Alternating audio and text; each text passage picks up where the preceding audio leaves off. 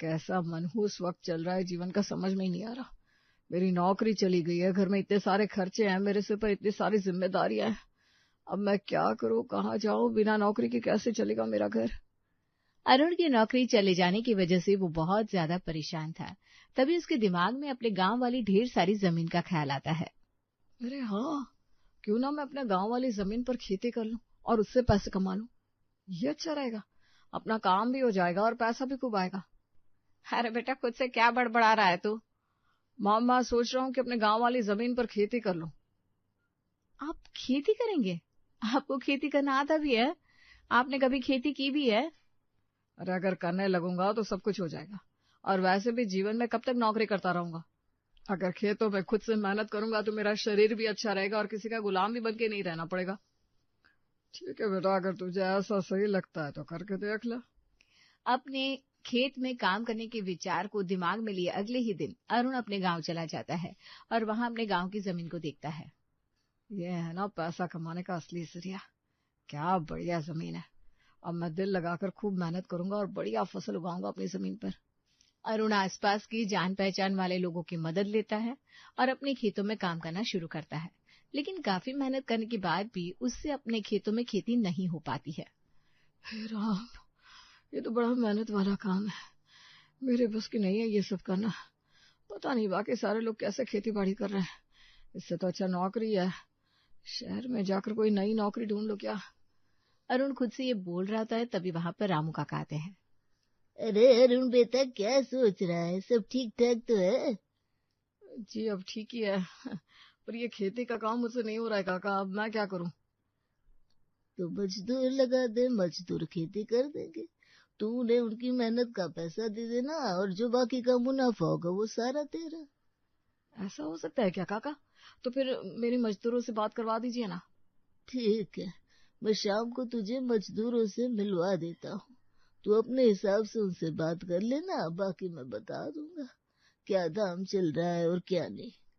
शाम को राम काका अरुण को मजदूरों के पास ले जाते हैं और अरुण सारी बातचीत कर लेता है। अगले दिन अरुण वापस अपने घर आ जाता है। क्या बात है, एआई से खेती करके आए हो क्या जो इतनी जल्दी घर आ गए? अरे मैंने जमीन ठेके पर दे दी है, अब वहां पर मजदूर खेती करेंगे, मेरे से तो खेती नहीं हो रही थी। मैंने तो आपको पहले ही कहा था, लेकिन आप मेरी बात कहाँ मानते हैं। ऐसे ही अगले दिन सुबह सुबह अरुण जब सभी के साथ बैठकर नाश्ता कर रहा था, तभी उसके फोन पर एक मजदूर का फोन आता है। साहब, हम आपके खेतों में खेती नहीं करेंगे, हम भाग आए वहां से। तो क्यों भाई, क्या हो गया? कोई दिक्कत है क्या? पैसे कम पड़ रहे हैं? पैसे कम नहीं पड़ रहे, लेकिन हमें हमारी जान प्यारी है। अरे कोई बात तो हुई होगी ना भैया, ऐसे मना क्यों कर रहे हैं काम करने से? अरे आपके बगल वाले खेत में कल भाग आ गया था और उसने एक दो लोगों पर हमला भी कर दिया। क्या पता आज आपके खेत में आ जाए। इसलिए भाई, हमें तो अपनी जान प्यारी है, हम नहीं करने वाले आपके खेतों में खेती। आपको खुद करनी है तो कर लो। इतना कहकर मजदूर फोन काट देता है और अरुण घर में सभी को खेतों में बाघ घुसने वाली बात बताता है। अब जहां पर हमारी जमीन है वो इलाका तो ऐसे ही है जंगल का, तो बाघ और चीता आना तो एक आम सी बात है। पर इस आम सी बात की वजह से मेरा बना बनाया काम तो बिगड़ गया ना पापा, उसका क्या करे? अरुण से खेती नहीं हो रही है, मजदूर खेती नहीं कर रहे, तो आखिर करे तो फिर क्या करे? अरे उस जमीन को बेचकर कोई बढ़िया बिजनेस शुरू कर लेते हैं, सबसे बढ़िया है। वैसे भी वो जमीन हमारे किस काम की? इतने देहाती इलाके में जाकर कोई रहने वाला थोड़ी ना है। शीतल की बात सुनकर सभी लोग चुप हो जाते हैं। तभी अरुण एकदम से कहता है, मैं सोच रहा हूँ क्यों ना हम अपनी जमीन पर थोड़ा पैसा लगाकर वहां पर फार्म हाउस बना दे। वैसे भी लोगों को आउटिंग करना बहुत पसंद होता है। अरुण ये बोलता है कि तभी वहां पर उसके कॉलेज में पढ़ने वाले बच्चे टीना और गौतम आ जाते हैं। वाह वाह पापा, फार्म हाउस बनाने वाले हैं, ये तो बहुत अच्छा आइडिया है। अरे फार्म हाउस में पार्टी करने का मजा ही अलग है। मेरे कितने सारे फ्रेंड्स हैं जो अपनी फैमिली के साथ अलग अलग फार्म हाउस में जाते हैं। तो फिर ठीक है, अब हम सब वहीं जाकर रहेंगे, फार्म हाउस बनाएंगे और अपना बिजनेस चलाएंगे। मैं नहीं जाने वाली वहां पर, मैं यहीं पर ठीक हूँ। जिसे जाना है वो चला जाए। अरे कैसी औरत है तू, अपने पति का साथ नहीं दे रही है? बेचारा इतनी मेहनत कर रहा है और तू है कि ना ना नहीं नहीं बोले जा रही है। अरे मान जाना शीतल, हम सब है तो तुम्हारे साथ। वैसे भी अगर फार्म हाउस का आइडिया काम कर गया ना तो पैसा ही पैसा हो जाएगा। सबकी जोर जबरदस्ती करने पर आखिरकार शीतल भी मान जाती है और अब अरुण के अपने गांव की जमीन पर फार्म हाउस बनाने वाली बात की चर्चा सारे घर वाले हर जगह करने लगते हैं। कमला विमला अर्चना, मेरा बेटा ना फार्म हाउस खोल रहा है गांव में, वो भी बहुत बड़ा, जहाँ पर सब कुछ होगा, खाना पीना नाचना गाना मौज मस्ती। हाय, सच में मजा आ जाएगा फिर तो। मैं तो कभी गई नहीं फार्म हाउस में। मैं भी अपने पति को कहूंगी कि मुझे भी लेकर जाए तुम्हारे फार्म में। अरे पहले सब कुछ रेडी तो हो जाने दो, बस देखते जाओ, थोड़े दिनों में सब रेडी भी हो जाएगा। हाँ हाँ, सही सुना आपने।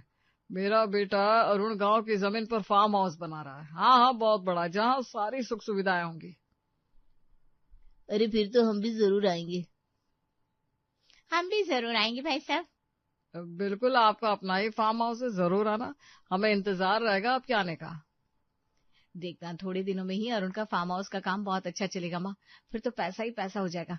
नौकरी जाने से जितना अरुण को नुकसान हुआ है ना, उससे 4 गुना ज्यादा मुनाफा हो जाएगा अब। मैं तो यही चाहती हूँ बेटा कि दामाद जी खुश रहे और बहुत अच्छा काम चले तुम्हारे फार्म हाउस का। भाई मेरे पापा फार्म हाउस खोल रहे हैं। अब तो हम फार्म हाउस में ही अपनी बर्थडे पार्टी या फिर किसी और की बर्थडे पार्टी, एनिवर्सरी पार्टी या किसी भी बहाने से पार्टी किया करेंगे। तुम दोनों को तो मजा आ जाएगा। और अब अपने दोस्तों का अपना अड्डा, यानी कि तुम्हारे पापा का फार्म हाउस होगा। हाँ, तुम दोनों के मजे ही मजे हैं। काश मेरे पापा भी फार्म हाउस खोल लेते।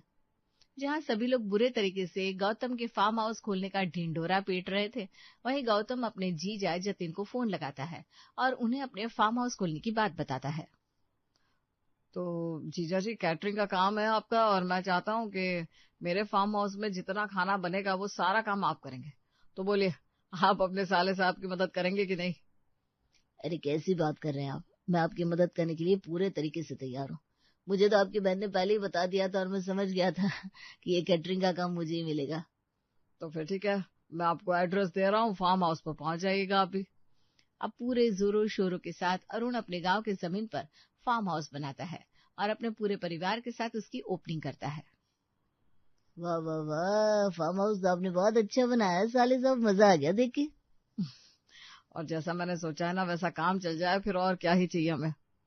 सब कुछ बहुत अच्छे से हो जाएगा, बस लोगों को आने दीजिए। सभी लोग बातचीत कर रहे थे कि तभी वहां पर अरुण की मौसी प्रमिला अपने पूरे परिवार के साथ आती है। मुबारक हो वरुण बेटा, तूने फार्म हाउस खोला। देख, मैं अपने पूरे परिवार को लेकर आ गई तेरे फार्म हाउस में। अब हम यहीं पर रहेंगे और मजा करेंगे। हाँ हाँ प्रमिला, क्यों नहीं, बड़ा अच्छा लग रहा है तुझे यहाँ देखकर, कितने दिनों बाद मिल रहे हैं हम। तभी तो आई हूँ, अब 4 दिन अपनी बहन के साथ रहकर खूब मजे करूंगी मैं भी। अभी प्रमिला का सबसे मिलना जुलना होता ही है कि तभी वहां पर अरुण की बुआ हिमांशी अपने पूरे परिवार के साथ आ जाती है। अरे अकेली मौसी ही क्यों, बुआ भी आई है अपने परिवार के साथ। मेरा भतीजा फार्म हाउस खोले और उसकी बुआ ना आए, ऐसा हो सकता है क्या कभी? अरे कभी नहीं हो सकता हिमांशी, बड़ा अच्छा लग रहा है तुम्हें देखकर। ये क्या, फार्म हाउस में रिश्तेदार पर रिश्तेदार चले आ रहे? अरे ये फार्म हाउस है या शादी का अड्डा? जिसे देखो वो मुंह उठाकर चला आ रहा है। ऐसे ही एक के बाद एक रिश्तेदार फार्म हाउस में आने लगते हैं और देखते ही देखते पूरा फार्म हाउस खचाखच भर जाता है। जीजा जी, अब आप सभी के खाने का इंतजाम कीजिए। हाँ हाँ, मैं सबके खाने का इंतजाम करता हूँ, चिंता मत करो। अब उनके फार्म हाउस में रिश्तेदार कहीं बैठकर बातें कर रहे थे, कोई किसी की चुगली कर रहा था, कोई खाने पीने के मजे ले रहा था, तो कोई आराम से पैर पसार कर लंबे लंबे खर्राटे छोड़ रहा था। थोड़ी देर में ही जतिन सभी रिश्तेदारों के फरमाइशों के अनुसार खाने का प्रबंध करवा देता है। खाना तो बहुत बढ़िया बना है। हाँ हाँ, लाजवाब है सब। अब एक साथ बैठे तो ऐसा लग रहा है कोई बड़ा जश्न हो रहा है यहाँ पर मेरे तो सर में दर्द हो रहा है। पहले ही कहा था अपने पति से कि ना खोलो फार्म हाउस, अब देखो क्या हो रहा है। अरे बहू, तो क्या सोच रही है, चल मेहमानों की सेवा कर। हाँ जी, सेवा करनी तो आई हूं मैं यहाँ पर, मेवा तो मुझे इस जन्म में मिलने से रहा। शीतल और जतिन की तरह टीना और गौतम भी सभी को देखकर बड़े परेशान हो जाते हैं। क्या यार, हमने तो सोचा था अपने फ्रेंड्स के साथ मस्ती करेंगे, टाइम स्पेंड करेंगे, लेकिन यहाँ तो कुछ और ही हो रहा है। पता नहीं दादा दादी ने किस किस को बुला लिया है। अरे फार्म हाउस रिश्तेदारों को बुलाने का अड्डा थोड़ी ना होता है। कभी कोई कुछ करने के लिए बोल रहा है, कभी कोई कुछ करने के लिए बोल रहा है। सुबह से मेरी रेलगाड़ी बना रखी है सभी ने। मेरा तो मन कर रहा है सब कुछ छोड़ छाड़ कर वापस घर चला जाओ। मेरे बस की नहीं है यहाँ पर रहना। टीना टीना, गौतम, अरे वहां खड़े क्या बातें कर रहे हो बेटा, यहाँ आओ, मेरी मदद करो थोड़ी सी काम में। अरे पापा, अरे पापा। रिश्तेदारों के फार्म हाउस में आ जाने की वजह से लगभग सभी की नाक में बहुत ज्यादा दम हो जाता है, क्योंकि सभी आराम से बस पैर पसार कर बैठ जाते हैं और कोई कुछ काम नहीं करता। वहीं खाने का बिल भी बढ़ता चला जाता है। जतिन अरुण से कहता है, साले साहब, आप मुझे थोड़े पैसे दे दीजिए। मेरे पास जितने पैसे थे मैं सारे लगा चुका हूँ। अरे पैसे तो मेरे पास भी नहीं है, जो पैसे मेरे पास थे वो मैंने पहले ही आपको दे दिए, और अब इन रिश्तेदारों से पैसे मांगू तो मांगू कैसे? रिश्तेदार है तो क्या हुआ, फार्म हाउस में रहना है, खाना खाना है, तो पैसा तो देना ही पड़ेगा ना। अब आप ही बताइए मैं क्या करूं, मुझे तो बहुत ज्यादा शर्म आ रही है, मैं क्या बोलूं, कैसे बोलूं? अरुण की बातें सुनकर जतिन और ज्यादा परेशान हो जाता है और वो बातों ही बातों में प्रमिला और हिमांशु से पैसे मांगने की बात कहता है। जतिन, भला मैं तेरी माँ नहीं हूँ, मुझसे पैसे लेगा तू? और ये परिवार वाले तेरे परिवार वाले नहीं है क्या? हाँ नहीं तो क्या दामाद जी, इतनी बार घर आए हो हमारे, तो हमें भी चलो खाने के पैसे दे दो। ऐसा करोगे क्या हमारे साथ? अरे कहो तो हम अभी चले जाते हैं। अरे नहीं नहीं, कोई दिक्कत नहीं है, आपको जब तक यहाँ रहना है तब तक यहाँ रहिए। मैं तो बस ऐसे ही बोल रहा था। कहाँ फंस गया मैं? इससे अच्छा तो शादी पार्टी के इतने ऑर्डर मिल रहे थे, वही पैसा कमा लेता मैं। खामखा अपने साले साहब की बातों में आकर मैंने अपना ही घाटा करवा लिया। अब कितने पैसे फंस गए मेरे, पता नहीं अब मिलेंगे क्यों नहीं। रात को जब सभी रिश्तेदार आराम से सोए होते हैं तो परिवार वाले आपस में बात करते हैं, ये सब कुछ क्या हो रहा है? अरे फार्म हाउस हमने इसलिए खोला था क्या, ताकि हम और घाटे में चले जाए? यहाँ लोग तो आ गए लेकिन जाने का नाम नहीं ले रहे, और अभी हम खुद जाने के लिए कह भी नहीं सकते, वरना ये लोग उल्टा हमारे ही सर बदनामी ठोक देंगे। राम राम, क्या करे, कुछ समझ में नहीं आ रहा। वही तो, मैंने तो कैटरिंग के काम में जितना कमाया नहीं है उससे ज्यादा का घाटा हो गया है। यहाँ पर तो मुझे मेरा आने वाला भविष्य डूबता हुआ नजर आ रहा है। अरे भाई, सब मेरी गलती है, इस फार्म हाउस को खोलने के चक्कर में मैंने सबको दुविधा में डाल दिया। और नहीं तो क्या, आपका ये फार्म हाउस का आइडिया फ्लॉप हो गया पापा। पता नहीं कैसी जमीन है यहाँ पर, ना खेती हुई ना फार्म हाउस अच्छे से चल रहा है। अब हम कुछ नहीं कर सकते, बस लोगों की सेवा कर सकते हैं, और जब तक ये यहाँ से खुद न जाए हम इन्हें जाने के लिए भी नहीं बोल सकते। सारी परिस्थितियों को देखते हुए सभी लोगों का चेहरा उतर जाता है। अरुण के पास जितने सेविंग किए हुए पैसे थे वो सारे के सारे पानी की तरह बहते जाते हैं, लेकिन उसे एक पैसे की बचत नहीं होती। अब तो मेरे पास इतने पैसे भी नहीं बचे कि मैं अपने परिवार वालों को लेकर वापस से अपने शहर वाले घर में चला जाऊं। कुछ समझ में नहीं आ रहा कि आगे क्या होगा क्या नहीं होगा। कहीं ऐसे दिन ना आ जाए कि मुझे कटोरा लेकर मंदिर की सीढ़ियों पर बैठना पड़े अपने परिवार के साथ खाना मांगने के लिए, पैसा मांगने के लिए। ये फार्म हाउस तो मुझे ले डूबा। कई दिन गुजरते हैं। अब रिश्तेदार अपना अपना बैग पैक करने लगते हैं। चलो जी, बहुत दिन हो गए यहाँ रहते रहते, अपने अपने घर चलते, वहां जाकर भी तो काम करने। और नहीं तो क्या, बच्चों की पढ़ाई है, पति का ऑफिस है, सासू माँ की सेवा भी तो करनी है। अच्छा, तो आप सभी लोग जा रहे हैं? हाँ जी, हम जा रहे हैं। थोड़ी देर में सभी रिश्तेदार वहां से चले जाते हैं। साले साहब, अब क्या करना है? मुझे थोड़े बहुत तो पैसे दे दीजिए, मुझे घर पर पैसे भेजने हैं। आपकी बहन रोज फोन करके मुझे नए नए खर्चे गिनवा रही है, क्या जवाब दूं? अब मैं क्या करूं, मैं तो खुद परेशान हूँ। नौकरी चली गई, फार्म हाउस डूब गया, मेरी जेब खाली हो गई, रिश्तेदारों ने तो मुझे लूट लिया। अरुण, जतिन और पूरा परिवार बहुत ज्यादा परेशानी में आ जाता है। लगभग 1-2 दिन गुजरते हैं। अब फार्म हाउस में नए नए लोग अपनी पूरी पूरी फैमिली के साथ वहां पर आने लगते हैं, जिससे अरुण को जो नुकसान हुआ था वो धीरे धीरे भरने लगता है। ऐसे ही एक दिन जब फार्म हाउस में कुछ लोग आते हैं तो अरुण और जतिन कहते हैं, वैसे आप लोगों को इस फार्म हाउस के बारे में बताया किसने? क्योंकि हमने तो कोई ऑनलाइन एडवर्टीजमेंट किया नहीं है। वो आपकी फूफा जी है ना, विनोद साहब, उन्होंने बताया, उनका दोस्त हूँ मैं। और मुझे वो आपके मौसा जी है, ब्रिजेश जी, उन्होंने बताया। मैं उनके ऑफिस में काम करता हूँ। मुझे तो आपकी वो चाची है ना रेशमा, उन्होंने बताया, वो यहाँ रहकर गई थी ना, उन्होंने इतनी तारीफ की मेरे सामने तो मुझसे रुका नहीं गया। मैंने जल्दी से अपने पति को बोला और अब पूरा परिवार यहाँ आ गए।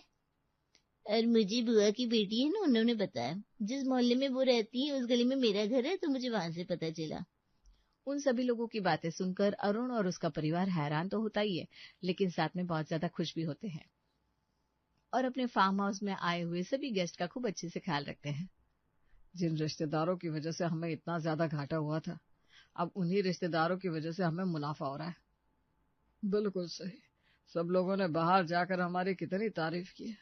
हमारे फार्म हाउस के बारे में इतनी चर्चा की है, तभी तो लोग यहाँ पर आए हैं। मैं तो सोच रही थी कि हमें इस फार्म हाउस पर ताला लगाकर जमीन को बेचना ही पड़ेगा, लेकिन अब मुझे लगता है ये जमीन हमें करोड़पति बना देगी। और मुझे मेरा रुका हुआ पैसा मिल जाएगा, वरना मुझे तो लगा था सारी जिंदगी मैं बस हाथ मसलता रह जाऊंगा।